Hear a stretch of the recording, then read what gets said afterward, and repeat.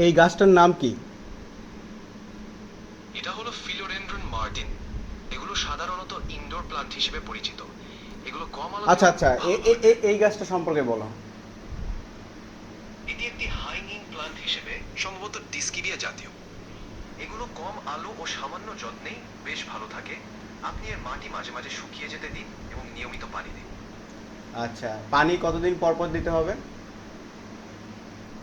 আপনি সাধারণত প্রতি 7 থেকে 10 দিন পর পর মাটি চেক করে পানি দিতে পারেন।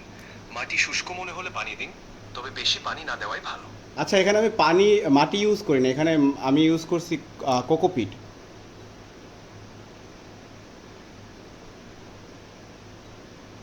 কোকোপিটের ক্ষেত্রে পানি দেওয়ার নিয়ম কিছুটা আলাদা। কোকোপিট শুষ্ক হয়ে গেলে আপনি পানি দিতে পারেন। সাধারণত প্রতি 5 থেকে 7 দিন পর চেক করা ভালো। আচ্ছা আচ্ছা, এই গাছে পানি দেবো কতদিন পর?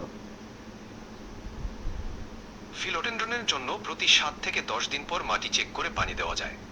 মাটি শুষ্ক মনে হলে পানি দিন, তবে আচ্ছা, তুমি অতিরিক্ত তুমি পানি একটু না তুমি দেবেন। একটু মাটিটা দেখো, দেখে বলো এখন পানি দেওয়া ঠিক কিনা। মাটি বেশ শুষ্ক দেখাচ্ছে।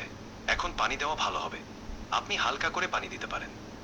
আচ্ছা, এই গাছের ক্ষেত্রে বলো, এই গাছের নাম কি? এটি আসলে একটি প্লাস্টিক বা আর্টিফিশিয়াল প্লান্ট। এগুলো পানি বা যত্নের প্রয়োজন হয় না, শুধুমাত্র ডেকোরেশনের জন্য ব্যবহার করা হয়। আচ্ছা, প্লাস্টিক প্লান্টে তাইলে পানির প্রয়োজন হয় না, এটা তো আমি জানতামই না। হ্যাঁ, প্লাস্টিক প্লান্টে পানি দেওয়ার কোনো প্রয়োজন নেই। এগুলো শুধুমাত্র ডেকোরেশনের জন্য। আপনি চাইলে এগুলো সহজেই যে কোনো স্থানে রাখতে পারেন।